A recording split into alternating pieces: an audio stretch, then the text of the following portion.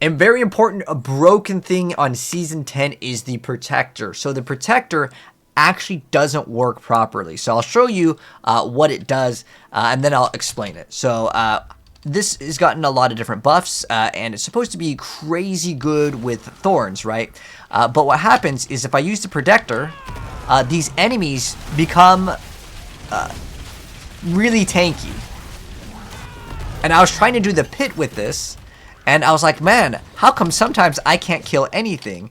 And the reason why is the Protector doesn't give you the shields, it gives the enemies the shields. So you can see, yeah, it's giving him barrier. And like sometimes I'll be stuck here and I'm like, why aren't things dying? So the Protectors is causing a bug with it, but I want to show you guys kind of what I want to do, what you're supposed to do with it. So you can get crazy amounts of Thorns because you can run Loyalty's Mantle. You can also run the Wushnak Pa. You can also obviously play Razorblade like you would in the like Thorns Spiritborn build. But what you can get that is pretty crazy if you run double Gorilla Hull instead of double Jaguar is the Thorns goes crazy. So you can see if I use a Gorilla skill, it's going to do 287. But because I have Wushnak Pa, if I use my ultimate skill, it's going to amplify it if I have these matching bonuses for 360. And then also Loyalty's Mantle also gives me 100%.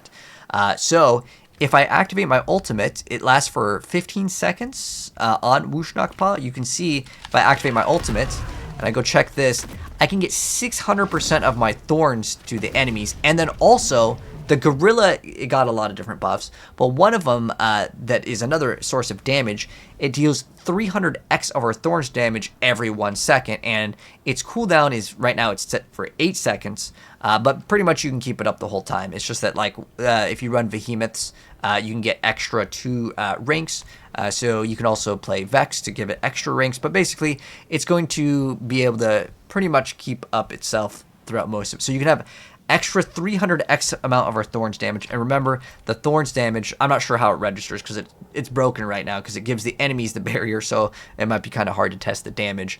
But it gives us big amounts of Thorns because normally you'd play the pants that have the Balazans, and that would apply your Thorns and then do the poison damage. And that damage, in the new Season 10 update, it can go 20% higher. So you have 180 versus, I believe, 150 is the current max.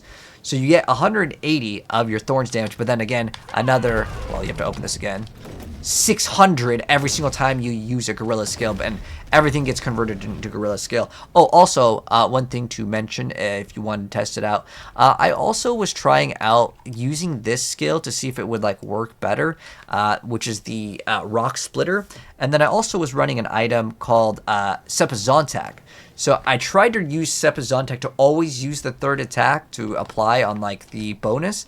It didn't seem like it was as good as Quill, so if I can save someone else the extra troubles of trying to see if this would work, if you would always get the third attack, and then you would also get the Thorns, and then it would also apply your Thorns again. And I was thinking that we could get like this to activate multiple times. I don't know. At the end of the day, it's pretty much untestable because you need to run the big bonus with this, and then again, yeah, it's giving the enemies the barrier, which makes it very annoying. Because I'll show you guys what happens if you go into the pit. Because I was like interested in seeing if this was going to make the Thorns Spiritborn build, like, you know, maybe going back to the 150s like you used to be able to.